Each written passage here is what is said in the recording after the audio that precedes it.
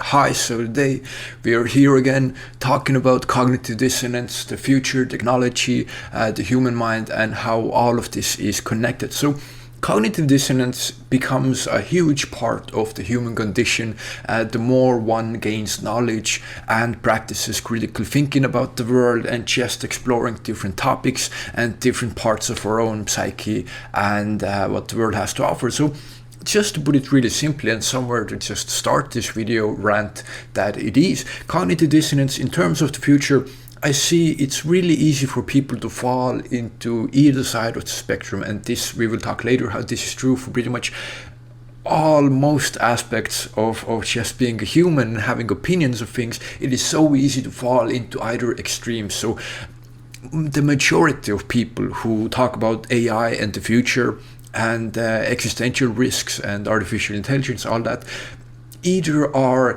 extremely pessimistic about our future and think that there is a much greater likelihood that everything goes horribly wrong than there are for things to go right. And then there's another part who are, incredibly optimistic about the future and just that, in whatever shape or form we create artificial intelligence or bring about the singularity, in any case, it would have more positive effects than our current world that is so deeply riddled and rotten with all kinds of problems and issues and corruption and inequalities. And if you're open-minded, and I think we always should be, and question both sides and think about both sides, then we find truth in both of them. But I see in many areas of life and discussion, it is really easy for people to sort of fall into either direction. It's sort of like a curve, when you have pessimism, let's say, and optimism, and it takes a certain sort of balance. It takes a special new sector of your mind, sort of, to put energy into keeping that balance, in trying to stay in the middle. Not always the middle is not always the right. There's some issues where it's obviously bad or obviously good or beneficial or not beneficial, but in issues like thinking about the future, where right now I can tell you that I honestly do not know, it is a fact that there are so many ways how artificial intelligence can go wrong and destroy our planet. And in the space of all possible minds, the vast majority of these minds that we can create would not be beneficial to humanity. At best, they would be indifferent to humanity. Well, actually, at best, they would be aligned with human interests. But there is nothing, in the laws of physics or something like that that says that, creating an intelligent mind will be beneficial to whoever created it. We won't probably see some Terminator scenario, but there are many ways how things can go wrong. But as well, it is a part of us that we are humans and we focus way more on the negatives and things that go wrong. And that can cloud our judgment as well. And it might be not such a difficult problem at all. It depends hugely on the architecture that we use to create these artificial intelligence systems. But it takes a certain sort of balance, a certain energy. And I can see easily how a lot of people don't have that energy to keep in mind that whole picture and, to veer off in one direction or another. And it's in many aspects in life. If you think about it, we can, talk about the meaning of life. It's easy to become pessimistic and find ourselves as this tiny speck of dust in this endless universe, and that is the truth. We are a tiny speck, our planet, not even talking about us as individuals. We are nothing. We are nothing.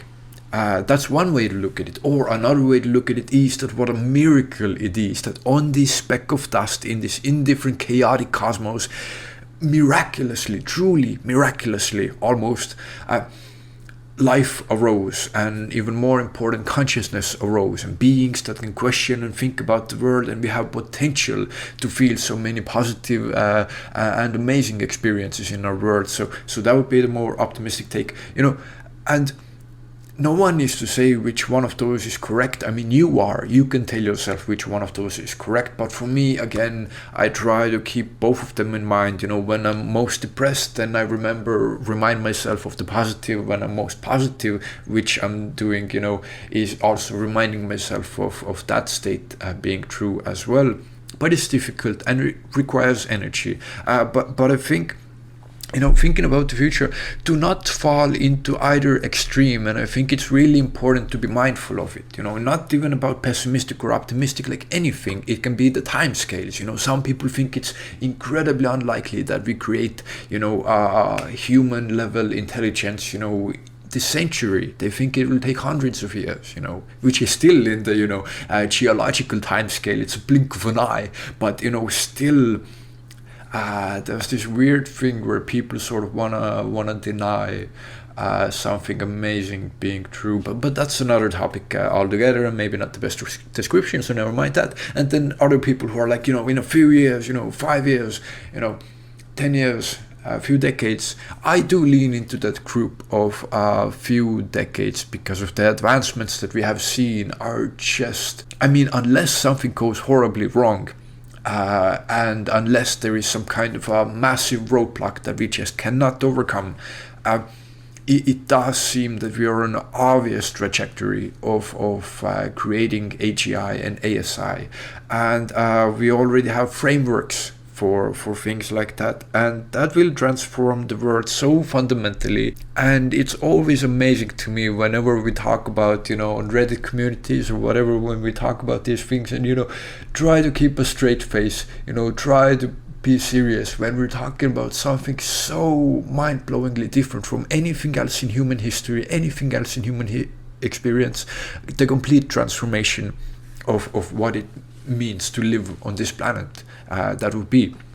And there are many different outcomes and scenarios of what could happen. I think there is of course obvious use to think about the negatives, because that's the best way to avoid them. We can't just blindly go to the future, even though partially it seems at the moment we are just at a race of who gets to artificial intelligence first. And that has the downside of people not putting so much attention and focus on safety, just to develop it first, because that's the priority. But I would say it's a useful exercise, no matter if you are, somewhere in the middle, or if you're in some extreme, it's difficult maybe inside it, as it always is in these kind of things. Tell that with someone in deep depression, tell them to look at the bigger picture. There's so much in life, it's so difficult when they are stuck in there. So anyone in deep extreme, it's difficult to sort of look at the bigger picture and recognize in the first place if you are in the extreme or not. And if you find yourself in some extreme, or seems to be approaching some extreme, then ask yourself, why am I here? If you think that AGI will happen in the next few years, why do you think that? Is it just some belief that you want it to happen? If you think that it will take centuries for it to happen, why do you think so? And the thing that's always bothered me is, I guess there's no escape from it, but these discussions and debates and opinions about the future of humanity, and anything we speak about, is always muddled by our own personal biases, either an optimistic person or a pessimistic person.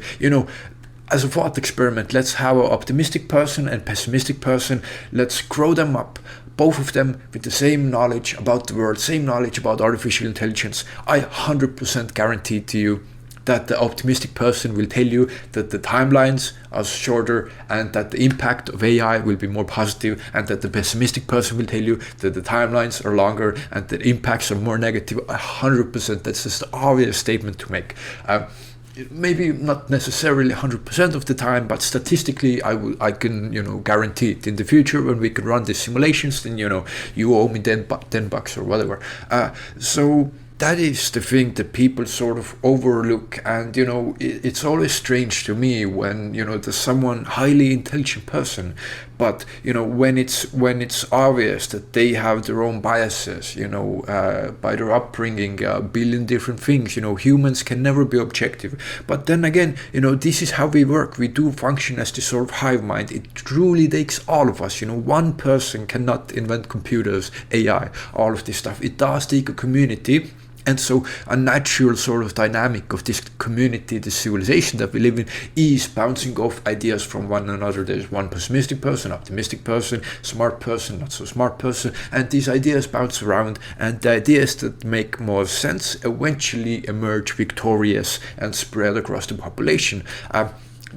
It takes time, less or more, depending on the ideas, depending on the sort of environment that we find ourselves currently in, but that is how it happens. So that is fine, and it takes all of us, and it's fascinating to think about humanity as this sort of collective consciousness, what we are able to create together. And I have to be honest, when I walk around in cities and stuff, and I look at all the technology we have, one way, again, either extreme, one way to look at it is that, like, oh, we're still so primitive, we're wearing these monkey suits, and we have to feed and go to the bathroom and take care of ourselves, and we still have this primal instincts and stuff. It's like, how can you take anyone seriously when in people's heads are still like sex and like violence and death and all of this stuff? You can't take it seriously. It's all a joke, it's all a game.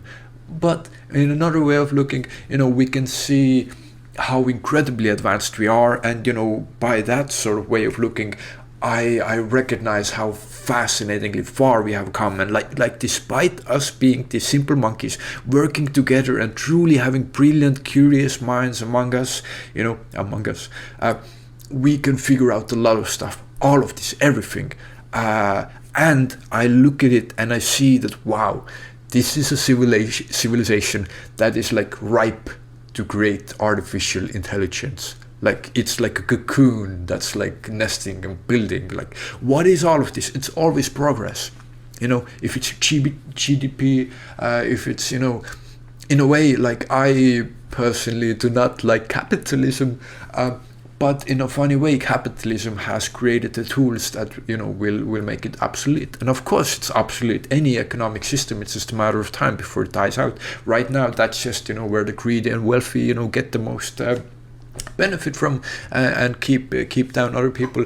But also it has driven innovation and progress, and that cannot be denied. We don't have another example of functioning society in another economic system and how technology would develop there, depending on what the goals and aspirations and culture of that civilization or that country would be. But in capitalism, that is one positive, that technology, the march of technology is just relentless, and we keep going faster, better, newer technology always.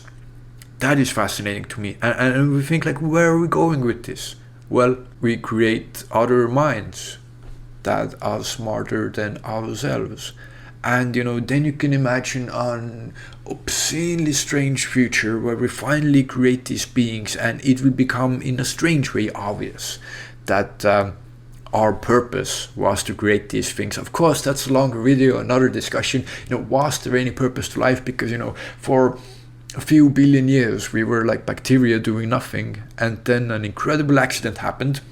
And then the Cambrian explosion, in a few 100 million years, thousands and thousands and thousands of species of new animals in different kind of niches in the world, the natural world. Fascinating. And there's nothing to say that it has to be higher intelligence, but if you have billions of cells, I don't think if I agree with that idea that planet can exist for like 10 billion years with only cells being there and doing nothing, because it just takes one accident for one cell to get like more complex in a strange way, to be more easily able to take resources from its environment, and then boom, this new cell that's like got something different going on can take over, and then evolve natural selection. It just takes an accident, not even environmental pressure, but that's a whole other topic of discussion. So these are some of my thoughts. Cognitive dissonance is a part of life. I think we should be mindful, how we think about the future and our own. We should separate what we have come to believe is some objective opinion, as objective as it can be as a human being, and what are opinions that are opinions but filtered through our own lens of pessimism or optimism. I don't know if it's ever possible to perfectly do that, but it's useful to at least start thinking about it if you're not the type of person who thinks about it a lot. And then we can be more intellectually honest and more honest with each other, and I believe we make progress so much faster if we're honest with ourselves, what our biases are. I love to hear people who are like, oh, I used to be a huge pessimist, now I'm an optimist, or the other way around. Not so good to hear, but at least the people are growing and evolving. And to me, in a way, it's one of the most beautiful sacrifices is giving up some of your most deeply held beliefs in exchange for truth and better understanding of the world. For me, that was religion when I was like 12 years old or something. It was a huge part of my life, but then, I started learning it, then it was a sacrifice that just had to be made. It's interesting to think about that. So don't hold any idea or belief, too closely. Everything has to be questioned. And nothing is, sacred, except maybe consciousness. So these are just some of my thoughts on this. If you have any thoughts, please share them in the comment. And of course, thank you so much for watching, and take care.